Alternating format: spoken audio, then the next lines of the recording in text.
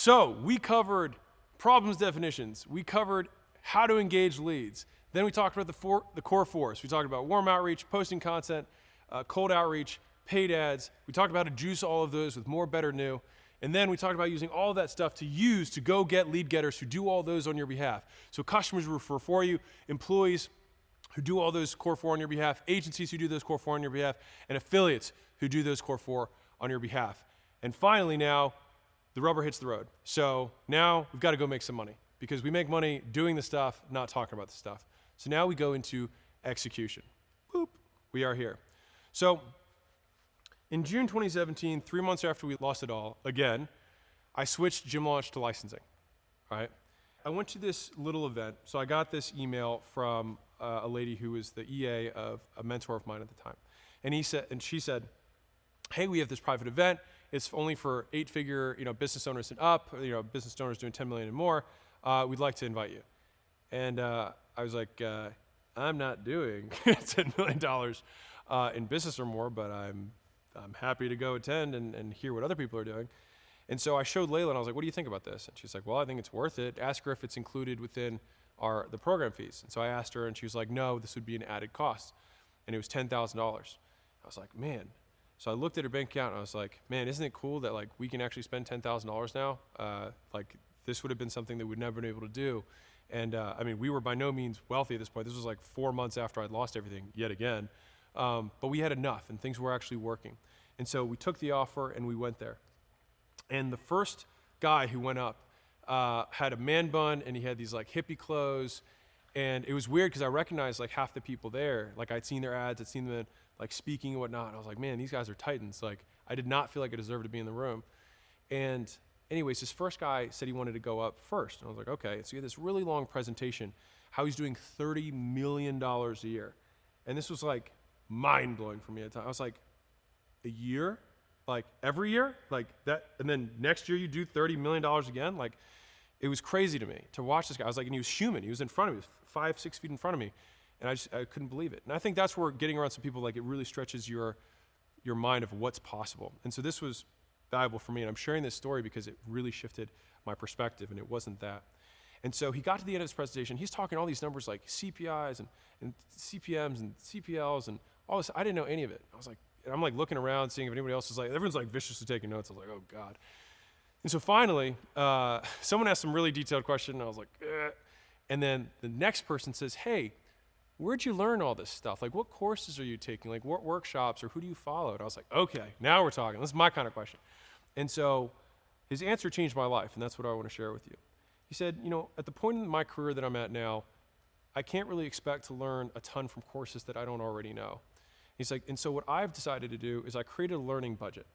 And so whatever that percentage is for you, it might be 5% or 10% of the amount of money that you spend on advertising or whatever it is per month. He said, I allocate that to crazy ideas, that I give myself complete permission to fail. And what happens most times is they do nothing. He said, but every once in a while, I have one that clicks and it takes off like crazy and I innovate the entire marketplace again. And I get goosebumps even telling the story, but as soon as he did that, what happened was, for me, he gave me permission to fail. And so I was playing it kind of safe. Gym Launch had just turned the corner in terms of licensing. We were growing really fast and we were making a ton of money, but it was just me, Layla, and an assistant, and we were doing $300,000 or $400,000 a month. And we'd just been married for 6 weeks. Life was good. I wasn't trying to do anything. But when he said that, and I had a different person at the same time say, you guys need to scale like crazy or someone's going to copy all your stuff. And so it was all these different voices. But I was afraid to spend more money because I was so used to what my poor budget was. I hadn't really adjusted my spending to a much bigger enterprise. But when he said, dude, just spend a certain amount and just be willing to lose it. So I defined an actual budget. So rather than saying percentage, I said, I'm going to spend $10,000 a month on stuff that's going to lose me money, but I'm going to learn. And it's going to be my learning budget. Because there's nothing that will teach you more about advertising than actually spending money on advertising. Because you'll care a lot more, you'll pay attention, and you'll innovate way faster. And so as soon as I got back, I cranked all the ads to increase with this new investment amount built into it. And we scaled even crazier. And so it was that little level of execution, that little permission to fail that actually changed my life in a really positive way. And so I tell those stories because you couldn't be there with me. So the second best thing is for me to tell it to you so that hopefully you get at least some element of that perspective. And so we went from 1 million a month to 1.2 million a month to 1.5 million a month to 1.8 million a month to 2.5 million a month to 4 million a month to 16 million a month now within acquisition.com, simply by reinvesting a percentage of what we make into crazy ideas and giving ourselves permissions to fail. And I've had permission to fail, and it really applies not just to paid ads, but to content. And saying, you know what, 10% of our content, we're gonna do crazy stuff. And so one of the things that our media team does, which I love, is that one day every month or 2 days every month, we do these crazy Mosey Media days where we do hackathons. And so they basically everybody is required to put 1 or 2 pieces together that are just crazy ideas. And so there's no meetings, and they put a bunch of stuff together, and some of our best ideas that innovate the marketplace on content come from that. And it was the same thing with paid ads. It's the same thing with outreach. We're just like, hey, 1 day a week or 1 day every 2 weeks, which would be like 10%, right? Just change the script up. Change the offer up on one of your guys, whatever it is. Just change it up just to see, because I also think it itches a little bit of your creative bug, because sometimes doing that repetitive work that we already know works can be boring, and there's something to say about becoming a master of a skill, but giving yourself room to innovate and be creative, I think balances the highest output over the longest period of time, because 1, you always innovate and stay ahead, and 2, you don't burn out. And I think those are 2 huge lessons that I took from that. And so for me, that's why execution is gonna make this stuff, all these concepts we talked to, all these tactics and these steps, will make it real for you. I just wanna give you permission to fail. Or really, I want you to give you permission to fail. So, let's talk about open to goal. So the first of these is yet another quick story. And then I'll go over the rule of 100, which I talked about, but I'm gonna take it on steroids. 3, I'll talk about how I make it work. 4, 1-page checklist, and then a conclusion. This will be a quick one for you, okay? So, back in the day, I had my gyms, and I wanted to put some flyers out because a mentor of mine was like, hey, you should try flyers. And so, I was broke, and flyers were expensive, and so I was not able to put out a lot of flyers. So I put out 300, and I waited a few days, and the phone rang, and I was super excited because it was like the number that only the flyers had, so I knew it was from the flyers. So I picked up the phone, I'm like, hi, you've reached United Fitness. How can I? And then before I could even finish my sentence, the guy's like, hey, put one of your flyers in my Mercedes, you scratched my car. And I freaked out, I hung up. and thankfully, he never called back. And no one else also called from the 300 flyers that I put out. And so anyways, I called the mentor back up, and I was like, hey man, you said that this was working for you in your local business. Like it's not working for me. And he said, oh, well, what was your test size? And I was like, what do you mean? He was like, well, what was the test size that you decided that it didn't work off of? I was like, well, I mean, I put 300 out. I mean, that's what we did. And he was like, well, it's hard to know if anything works with 300. It's like, well, for us, just to give you context, we put 5,000 out just to see if we get 1%, I'm really happy. We get 2%, I'm murdering it. 0.5%, it's okay, right? And I've been doing this a long time. And I was like, huh. And he's like, and then once we have something that's above 0.5%, he's like, I do 5,000 every single day. I was like, a day? He's like, yeah, so like 150,000 flyers a month. And in that moment, I felt like that person who goes to the gym one time and then says that they didn't get results. And I hate that person. And I promised myself, I was like, I'm never gonna let effort be the reason that something doesn't work for me. And so a lot of the strategies we talked about earlier are strategies that you can use and will work for you, with enough volume. And so I was doing absolutely the right thing, I just did way too little of it. And so you might be running really good ads, but running too few of them. You might be doing outreach the right way, but not doing enough. You might be making content, but not nearly enough content. And so I had done, and the thing is I didn't understand the scale of how much volume really existed. So for context, I put out 300. He was putting out 150,000. He was putting out 500 times the volume that I was, and somehow I was expecting to get the same result as him.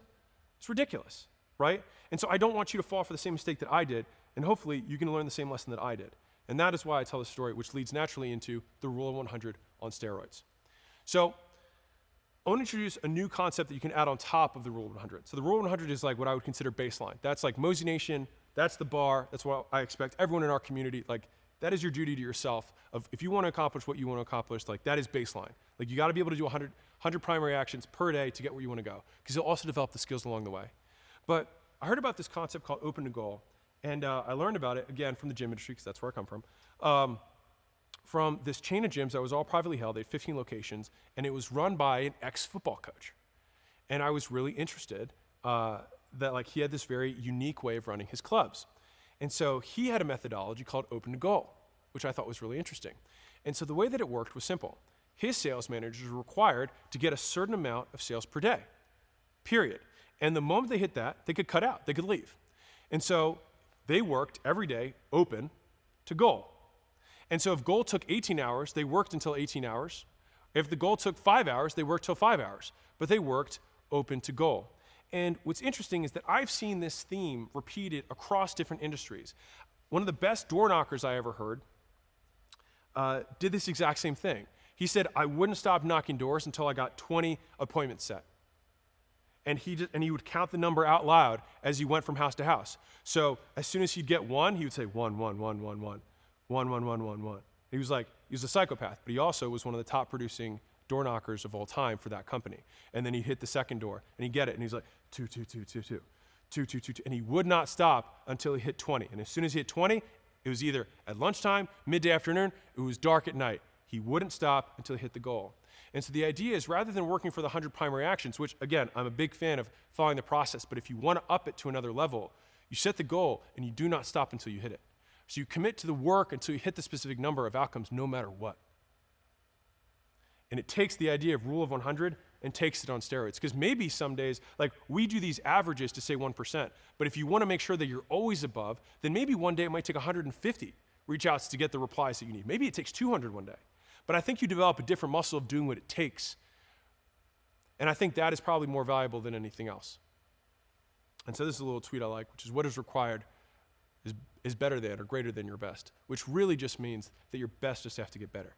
And that's what I like about Open to Goal, is it stretches us to be better. And so that is how the Rule of 100 on steroids, Open to Goal, works. And so here's how I make it work. And so these are probably some of the highest ROI activities that I do. And so number one is that, you see my to-do list, wake up, advertise, make money, brush teeth, make bed, no, right? And so one is I tend to wake up really early. And it's not because I think there's anything magical about that. I just think there's something magical about having 4 to 6 hours to yourself every day completely uninterrupted. Some guys I know do it really late at night. Some guys do it really early in the morning. But most people have some time that I know who are really successful who take that time just for themselves to do the deep work and do the heavy work before getting interrupted. Number two is getting right to work without rituals. No routines, I drink some coffee and I get to work. Because the thing is, you have to argue that if you have a 2-hour morning routine, a 3-hour morning routine, you have to justify that that is going to increase your quality of output per time more than just working 3 hours. That'd be a hard argument for me. You take 15 minutes to get warmed up, 30 minutes, maybe. After that, I think getting right to it has served me very well. Number three is that I don't do meetings till noon, all right? And that allows me no interruptions, nothing, and fully focused on work. So if I wake up and I start working at 5 and I keep working till noon, that gives me 7 hours every day before I start my workday. And so I have a full work week to myself, basically with no interruptions before I start my day. And if you're doing the math in your head, you're like, wait, that's more than 40 hours a week. Yep. And so is, accomplishing more than other people, right? But I'll actually add a tidbit that I've recently discovered that has changed my life even more, which is that we have recently actually started scheduling back to front. So let me explain what that means. So I immediately start working on the heaviest task, the most important task for me. But now I actually set my calendar so that I start my meetings at the end of the day and then work backwards so that the longest period of my day is uninterrupted. If I work from 5 a.m. to 3 p.m., I get 10 hours of uninterrupted work. You know how much stuff I can do in 10 hours of uninterrupted? You know how much stuff you can do? You know how much advertising you can do in that amount of time? The answer is a lot. And so doing that and scheduling my time in this way has been one of the most valuable things that I've done as a business owner, and I've done this for years. Not the scheduling back thing, but the first three. I'm now doing the scheduling back to front thing as an added big life hack that has gotten me more output. And as an aside, you might be like, man, that's a lot of work. And the answer is it is. And so that's where you gotta like this stuff. And so I hope hopefully when you get better at it, you like it more. And so then you'll do more of it. But whenever I get to a low point where I think, why do I even bother with this? I just try and remind myself, this is where most people stop and this is why they don't win. And I want you to win. And so This is why I think you should bother. This is why I think it's worth it. So here's a one-page checklist for you so you can actually execute this stuff. So this is the rule of 100 put into one beautiful picture. Step one is you pick the type of engaged lead you want to get. Customers, affiliates, employees, agencies, whatever it is. All right? You pick the type of lead. Because if you're doing lead getters, that would be the type of lead you'd be going after. If you're just getting customers, that's fine. That's the type of lead you're going after. So boom, you pick that. Step two is you pick rule of 100 or open to goal, and you commit to your daily advertising actions. Whether it's 100 reach outs, 100 minutes of content, or certain dollars, absolute dollars or percentage of dollars per day that you spend on advertising. That learning budget I was referencing earlier. And if you want a bonus, do an extra 100 a day of one of the core four on top of that. Step three is you fill out the advertising checklist for those daily actions. So who is you? What is your offer or lead magnet? Where's the platform you're going to do it on? To whom is the audience or list? When is the first 8 hours of your day or 6 hours a day, whatever you prioritize? Why? So you can get X leads or X or Y lead getters. How is you pick the method of the core four that you're going to use. How much? 100 or until you hit your goal. And how many is the number of follow-ups or times you're going to retarget those people. And for how long? 100 a days or until you hit your goal. Step four is you do this daily action until you have enough money to afford paying someone else to do it. This is how you do this. This is how you scale. This is how you get more leads. And step five is when you do, go back to step one and make sure your employees know your new lead, make employees your new target lead type, and you repeat steps 1 through 4 until you have the help you need. So you do the core four, warm reach outs, cold reach outs, making content, posting, etc., to get the employee to do the core four on your behalf. And it's just like that little leverage visual I gave you earlier. So maybe it takes you 2 days, maybe it takes you 3 days, maybe it takes you a week. Who cares? Because if that person comes in, then the rest of the time you match your output that you had before, and now you have your time back. And you can also still get getting customers, or you can keep doing that and keep adding them to stack to who helps you get more leads. And that's it. That's the execution. And my big hope here was that when the truth of what actually is required, the 4 things that you can actually do, you reach out to people you know, reach out to people you don't know, you post content publicly, or you run paid ads. If you're not doing those core 4, if you're not doing them either to get employees, to get customers, to get affiliates, or to get agencies, you're simply not advertising enough, and the only person to blame is you. But when it's that simple and it's that in front of you, you can just look at yourself in the mirror and be like, this is my fault, but it's also my responsibility. And I think that's what gives you a lot of power. So, conclusion, work open to goal. Structure your day to make open to goal actually possible, which is how I do it. You can do it that way if you want. This is how I do it.